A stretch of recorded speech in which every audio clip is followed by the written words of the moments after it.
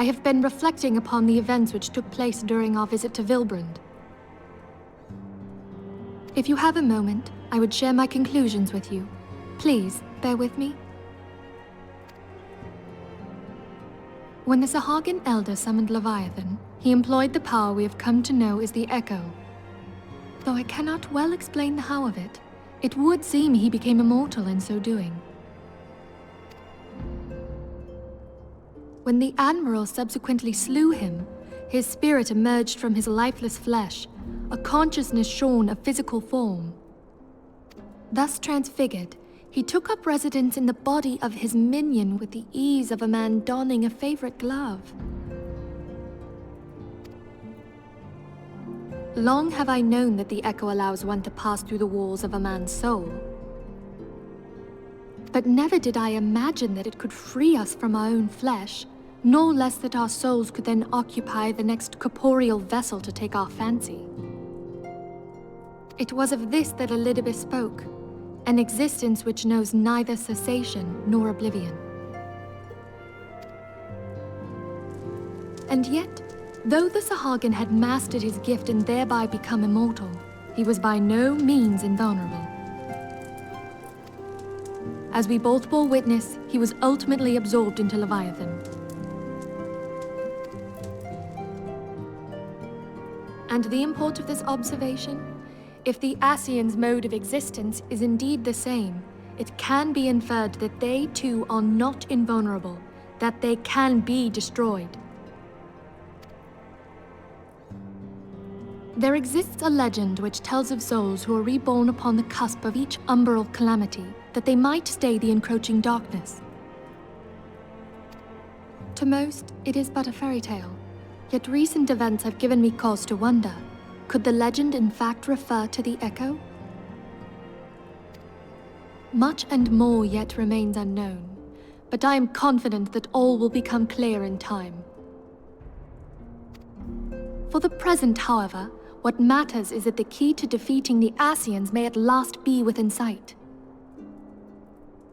With Urianger's aid, it is my hope that I shall fathom this matter ere long.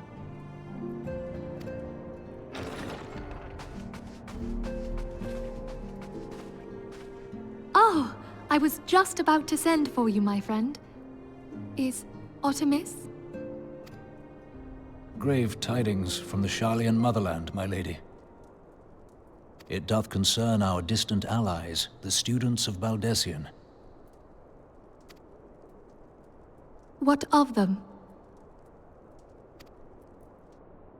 My lady, the Isle of Val, which for many years hath been the Order's home, is no more.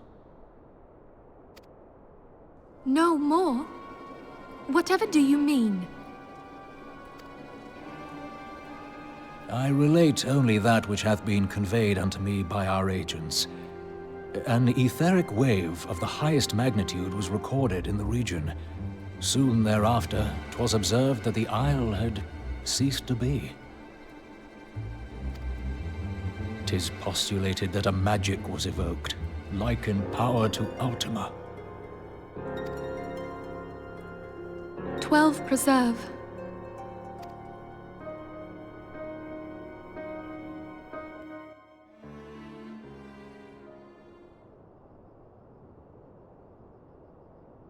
If there are no other matters, I move that today's meeting be adjourned.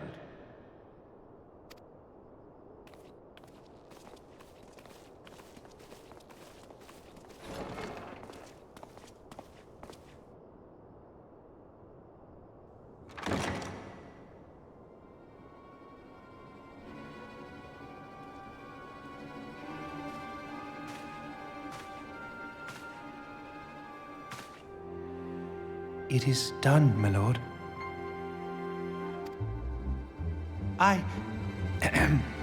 Forgive my impertinence, my lord, but these orders, I am uncertain as to what end they serve.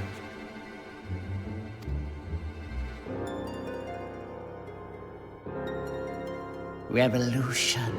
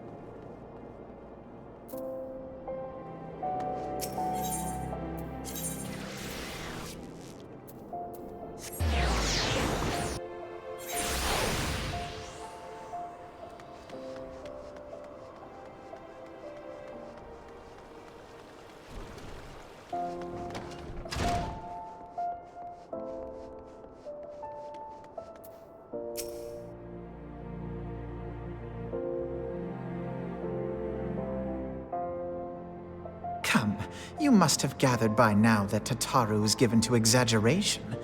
As you can see, I am quite well. Ul'dah, on the other hand, is not. This riot was anything but an isolated incident.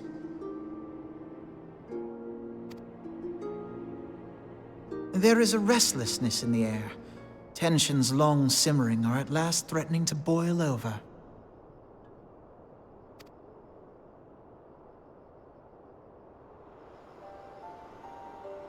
Ul'dah is a nation infamous for the great disparity between the wealthy and the poor. The majority of the populace accepts this state of affairs because they believe that every man bears responsibility for his own lot in life.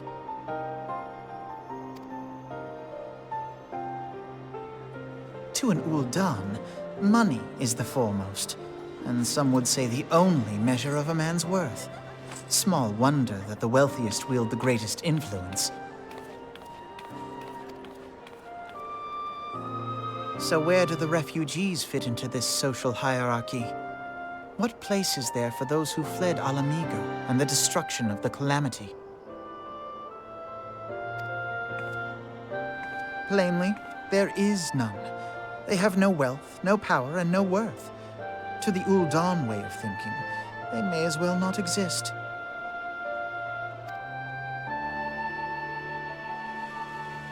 Choosing to ignore their existence, however, is patently not an option. General Ramuh and the Sultana understand this, which is why they ordered the Immortal Flames to provide the refugees aid and succor. Yet none would dispute that the expenses incurred by this policy grow by the day, with no end in sight.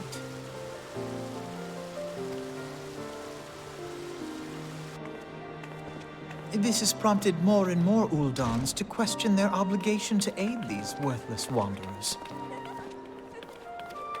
While more and more refugees have come to resent their treatment at the hands of the sneering citizenry.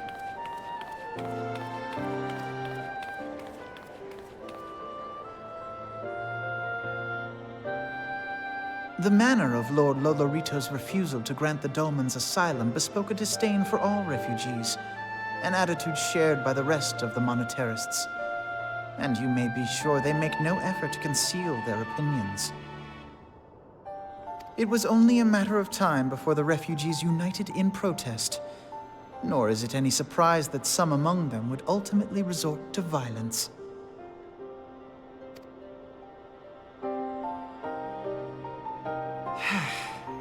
That the Immortal Flames should choose this of all occasions to engage in joint training exercises with the other Grand Companies.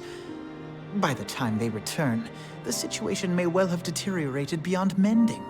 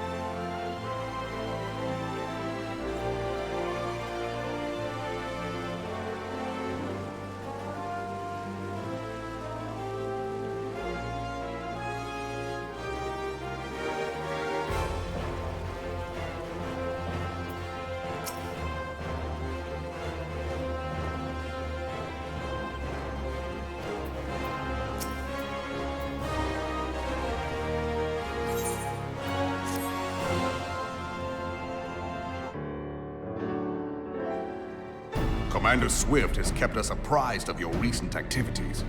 You've made great strides towards quelling the violence. Despite our best efforts to determine what provoked this uprising, the truth continues to elude us. Have you uncovered aught which might shed some light on the mystery?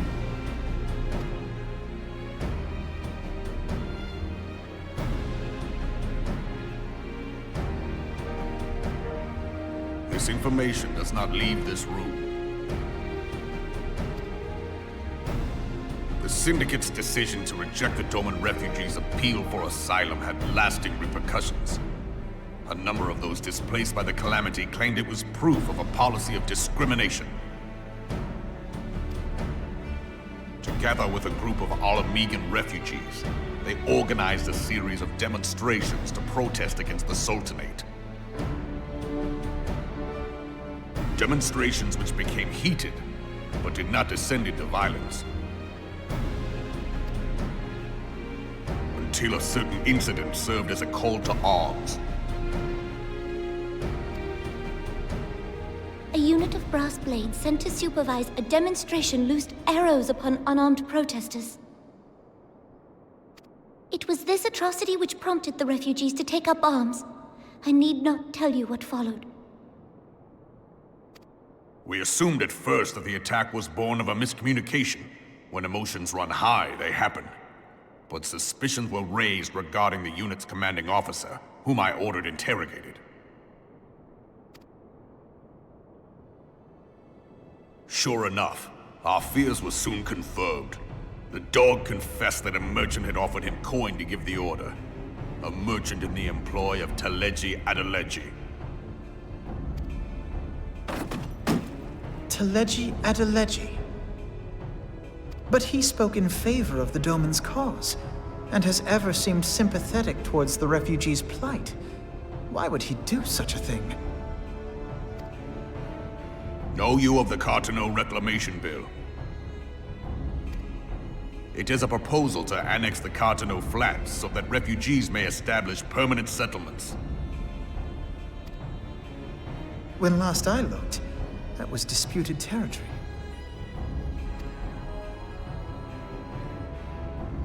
Aye.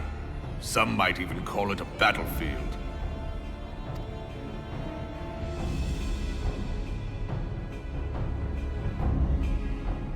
The destruction wrought by Bahamut was greatest at the Cartano Flats. That much is common knowledge. What is less well known is that his rampage laid bare ancient Alagon ruins, of which no record existed. There are certain differences of opinion as to how these ruins should be handled, which is why each nation maintains a military presence in the region to this day. Yet differ though we may, we are still allies. Therefore, in the interest of preserving the Eorzean alliance, we have reached an agreement. Any conflict which may arise during the course of military exercises in the region shall have no bearing on relations between our nations. In full knowledge of this delicate state of affairs, Teleji Adeleji proposed the Cartano Reclamation Bill. A shameless bloody ruse which stands to benefit him in but one conceivable way. If successful, he will gain control over the disputed territory under the guise of assisting in the resettlement effort. And you can be sure he'll build an orphanage next to every Alagon ruin.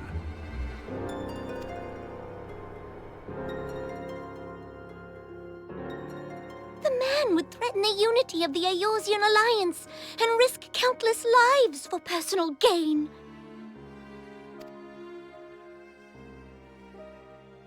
He walks a path all his own, independent of any faction and beholden to none of his fellows on the Syndicate. By inciting the less fortunate to violence, he hopes to convince others that the Cartano Reclamation Bill is the only viable solution. His sympathy for the plight of the Domans was not but posturing to gain credibility with the refugees. Of that there can be no doubt.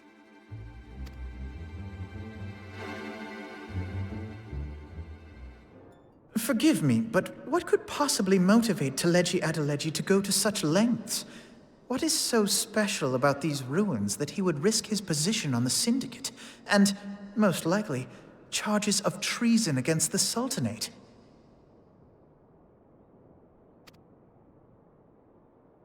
Omega. Pardon?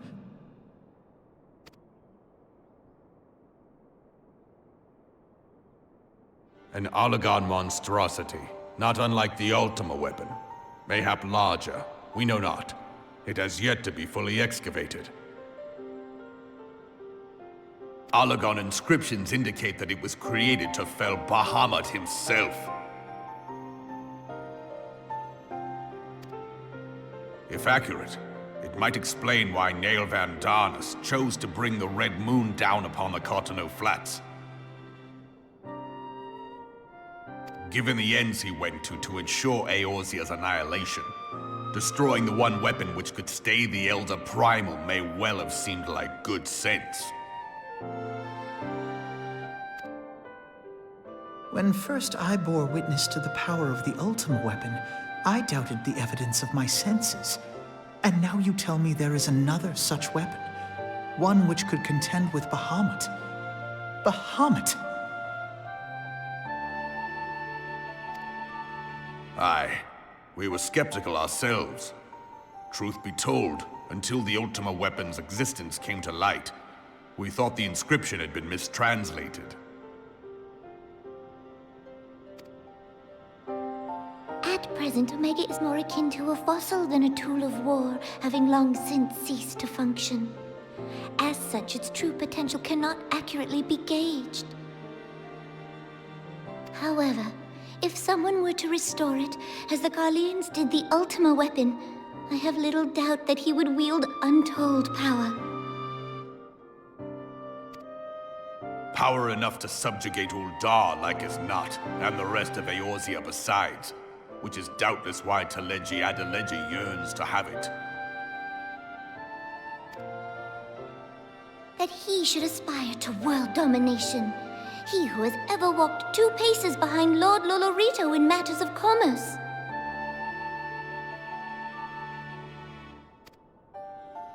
Tis in acknowledgement of his own limitations that he seeks this power.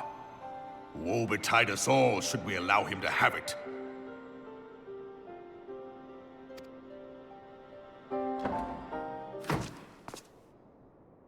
Pray waste no time chasing rats. Only a fool would believe that secrets can be kept in Uldar. It would seem the implications of the Sultanate's refugee problem are rather more far-reaching than we assumed.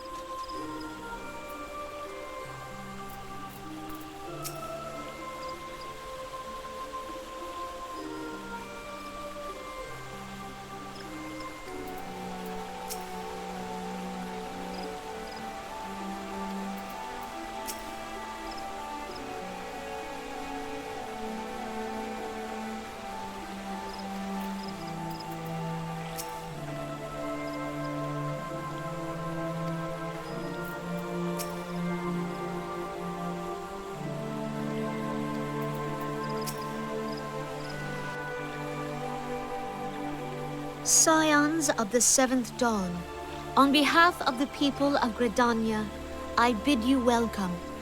Your presence is of great comfort to us all in these days of uncertainty.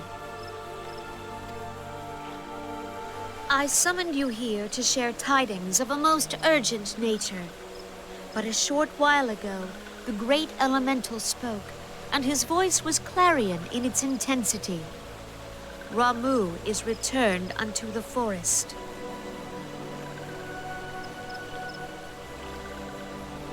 Scarce had his words ceased to echo in mine ears when we were visited by an emissary from Little Solace.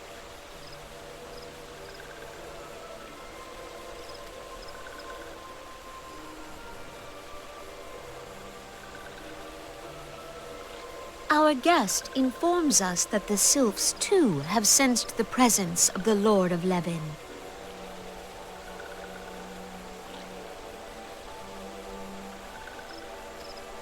Though his exact whereabouts remain unknown, we may safely assume that the primal was summoned within the heart of the Sylphlands.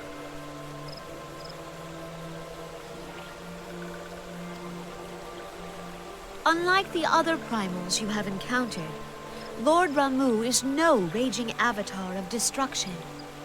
He is revered as much for his wisdom as his strength, serving as both arbiter and guardian to his children. Given that we and the Sylphs found a way to share the Twelves Wood, it is my hope that this sagely immortal will be amenable to reason, and that conflict may be avoided. Blessed as you are with the power of the Echo, you are one of the few among us who may commune with a primal without fear of influence. I would ask, therefore, that you represent us in this most delicate of negotiations. The Twelves Wood has suffered enough. Upon this, we and the Sylphs, and I would venture Lord Ramuh himself, are in perfect accord. Let us not endanger our shared home by engaging in unnecessary hostilities. Dear friend, I beseech you, safeguard the peace which exists between our peoples.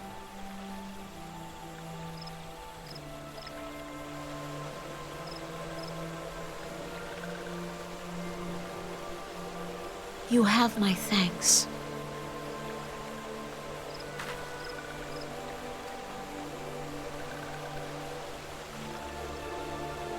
Pray make for Little Solace, then. A member of the Order of the Twin Adder awaits you there. He will advise you on how to find the Lord of Levin.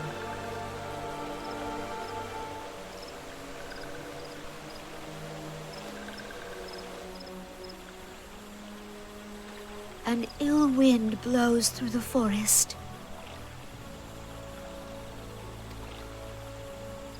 Yet, it is not only the Twelves Wood that flinches at its coming. All the lands Veorzia shiver in dread anticipation. Have care.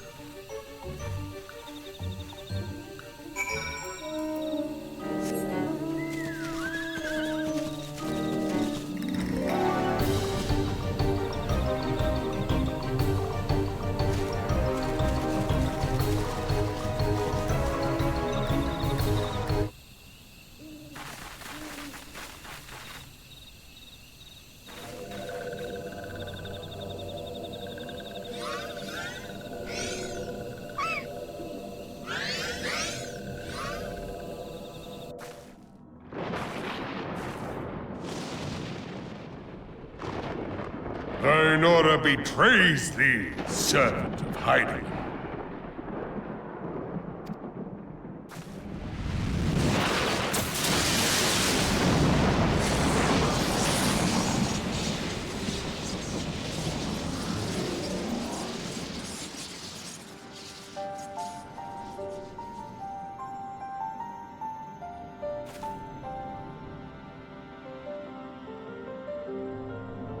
Thou art the bringer of light, bane of Ifrit, Titan, Garuda, and Leviathan. I am Ramuh, guardian of the children of the forest. Thou tramplest upon sacred soil, bringer of light. By what right doth man intrude in this sanctuary of the sylphs?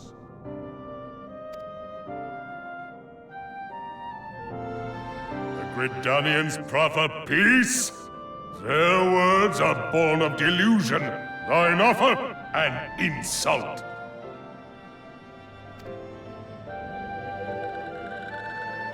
Thou speakest of harmony, yet carest naught for my children's desires.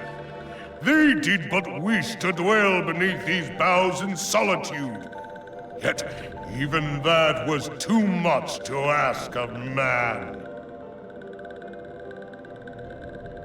Thus did they turn to me for succor. The sentence I pronounce upon thy kind is just. Redanian or Garlean, it matters not. The good intent of one excuseth not the misdeeds of the other. Thy conflicts have brought naught but anguish and misery unto the forest. All blame doth lie with the darkness that resideth in the breast of man.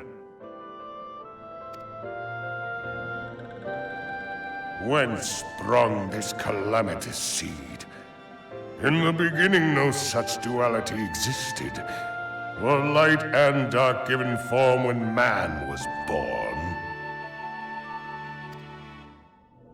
It would explain much, not least why strife and sorrow follow ever in thy wake. Thou canst not deny the urgings of thine own nature. Knowing that thy mere presence here portendeth tragedy, wilt thou persist in this pretense of peacemaking?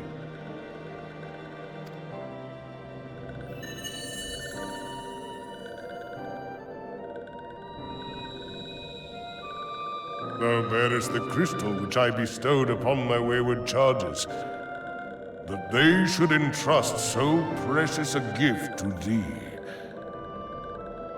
Thou standest apart from thy kin. Thou art the bringer of light, aye, but there is something more in thee. Very well. I shall consider thy proposal. shouldst thou survive my trial. If thou wouldst champion the cause of harmony, I must have proof that thou art fit to play the role. Wither mine ire, and prove to me thereby that thou hast strength enough to stay the darkness which threateneth to consume thee. Yet if thou shouldst be found wanting, know that all men shall perish in the storm of my judgment.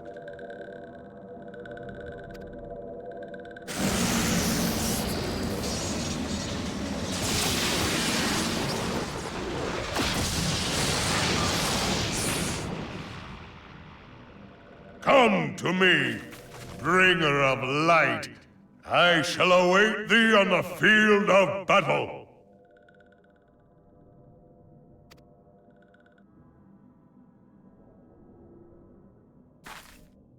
Urianger, it is rare indeed to find you so far from a tome.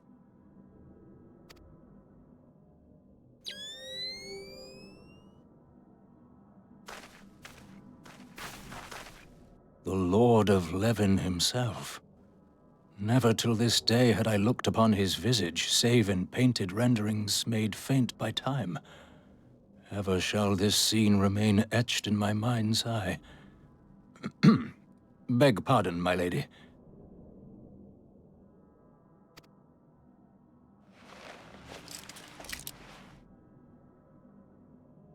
I must beg thine aid on a point of research.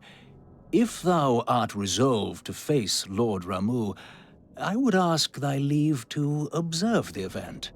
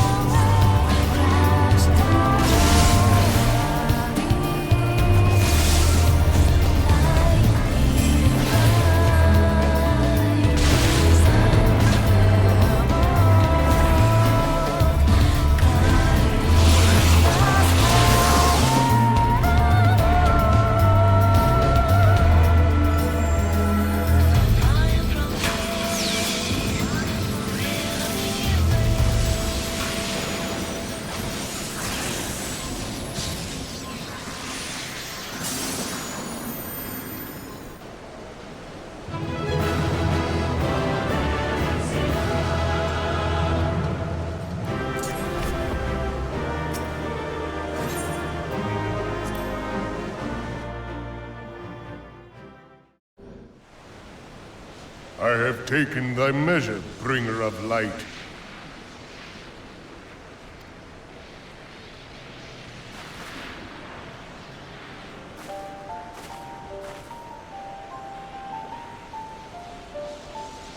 And I judge thee a worthy champion. The task of excising the sin that hath taken root in man's heart is thine. Shrink not from employing thy strength in service to the forest and the wider realm beyond. Like hungering shadows do the enemies of harmony gather, and meekness will but feed them. If man is to be delivered from the dark, it shall be by thy guiding light alone. Stray not from the path, for if thou dost, thy people shall be truly lost.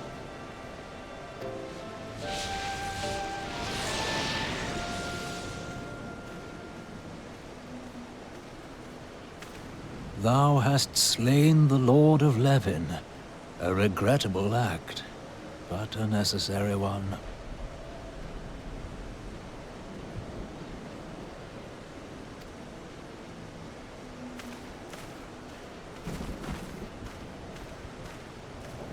In witnessing thy struggle, a truth hath been revealed unto me. If I mistake not, it may yet prove a chink in the eternal armor of the Assyrians. But let us conclude our present business. I shall expound upon my findings at the Rising Stones anon.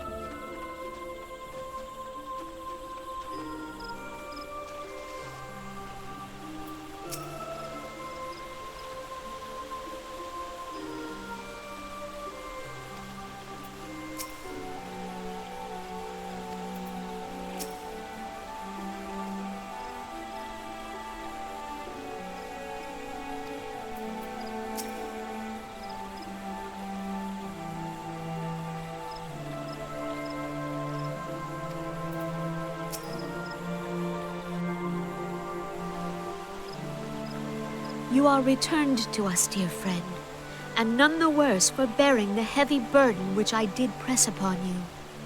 Most glad am I of this. I am informed that your efforts to negotiate a peace with Lord Ramuh ended in conflict. Pray tell me, what befell?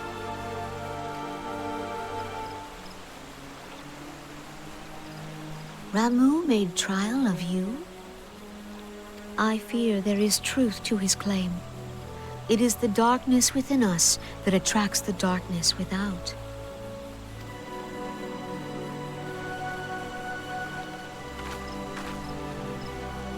It cannot be denied that misfortune follows man. For evidence, one need only look to the conflict brewing in Cartano, or to the rising flood of refugees. Our shared struggle against the Empire should have served to seal our union. Yet the ties which bind the Alliance strain under the weight of gross self-interest. As the scars of the calamity begin to fade, so too does our sense of common purpose. Yet now is scarce the time to forget our shared responsibility. If this new-sprung realm is to survive beyond its infancy, it must needs be nurtured by all.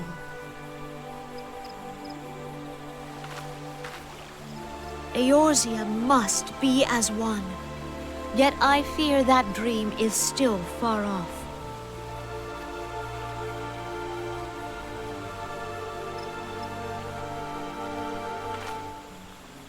On behalf of the people of Gridania and the elementals both, I thank you for all that you and your fellow scions have done. Full oft have I been compelled to look to you for aid of late, and offered all too little in return. As leader of this nation, I shall endeavor to prove a more worthy ally to your cause henceforth.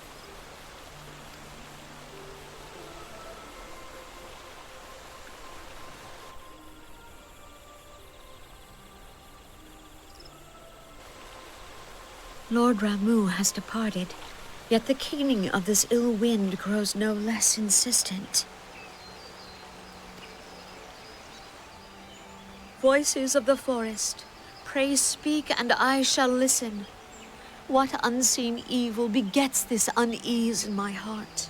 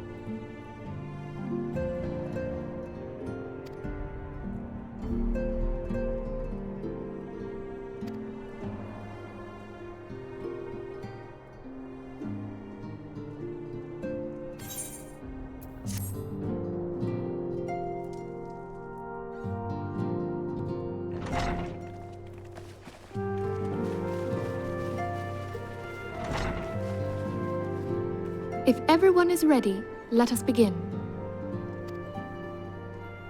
Urianger, the floor is yours.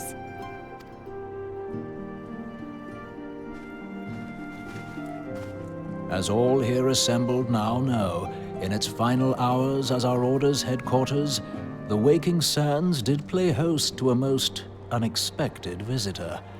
I speak of the Ascian clad in white, Elidibus. Unwelcome though his presence was, his words that day did serve to confirm a truth long suspected, that the Ascians are eternal beings, to whom physical destruction is as a temporary inconvenience. In the intervening time, Urianger and I have striven to discover means by which the Ascians might more permanently be slain. And 'tis my belief that we have found the thread that will allow us to unravel the twisted skein of their existence. In the moments prior to Leviathan's most recent manifestation, the Sahagin elder who summoned him was observed to undergo some manner of ascension. The etheric readings taken by Y'shtola at the time of this transfiguration have proven most enlightening. The disruption to the flow of ether was sudden and dramatic. So tangible was the agitation, I scarce had need of my goggles. The significance of Y'shtola's readings might better be understood in the context of mine own, taken at the instant of the Lord of Levin's demise. Unlike the Primal, the Sahagin was not subject to etheric dissipation. Before discussing our new discoveries, it may benefit us all to recall what we know of etheric behavior.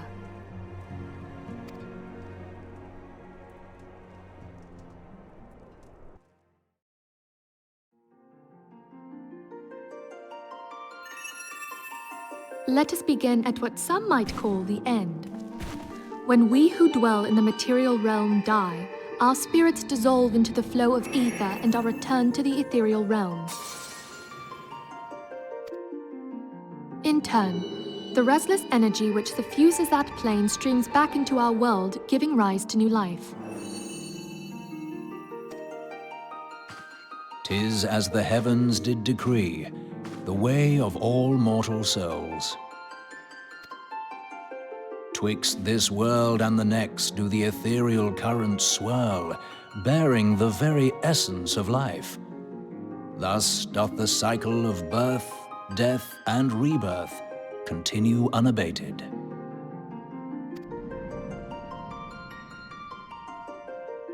Primals behave somewhat differently. In order to manifest and then maintain a physical presence in this realm, they must consume vast quantities of ether, most often in the form of crystals. Though they may seem to live, their flesh is but ether given shape.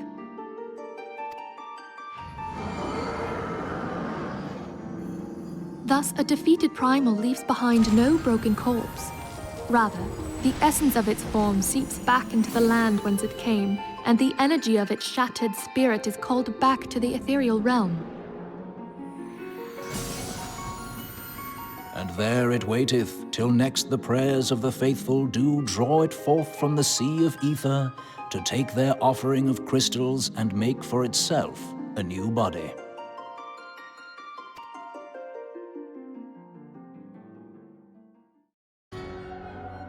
Which brings us on to the third group, the so-called immortals.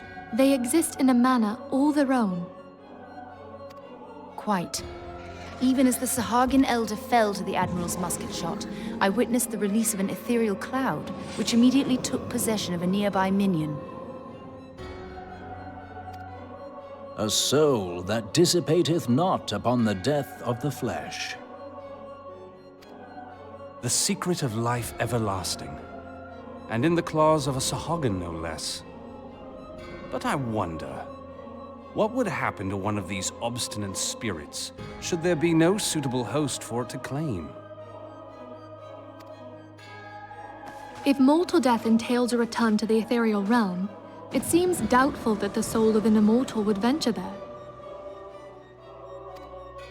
Nay, it merely withdraweth a distance, unto the shore of the ethereal sea, perchance, but no further. Yes, it exists in neither this realm nor the next, abiding instead in the space that lies between them. The Ascians took control of Thancred by means of a crystal of darkness, an artifact which, if our theories are correct, serves as a gateway to the place I have just described. I was hoping people had forgotten about that. I am sorry, my friend. For a mercy, the weary road of our research hath brought us unto an answer.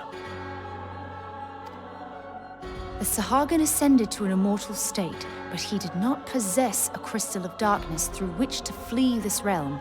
Thus was he consumed by Leviathan. If we could entrap the spirits of defeated Ascians in like manner, and thereby deny them resurrection,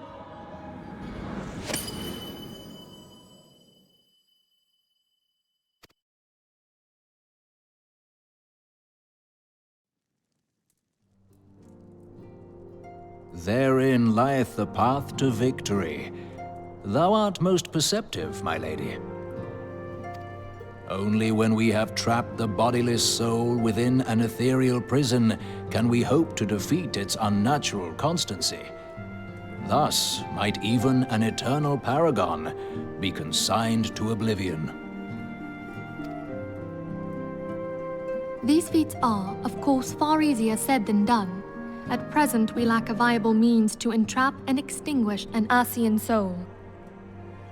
Yet, I believe it to be possible.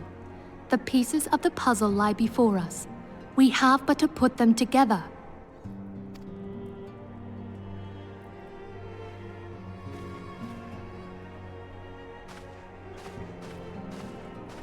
I will depart at once to convene with the sages of Sharlayan.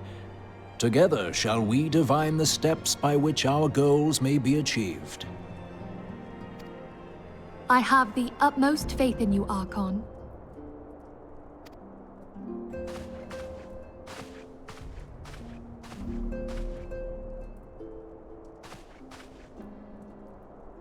Beg pardon, antecedent, but I would raise one final matter.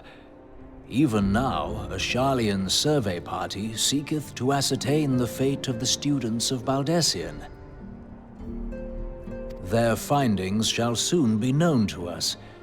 Though you harbor feelings of dread, I bid you surrender not to sorrow, but abide instead in hopeful prayer. I shall, Archon. Thank you.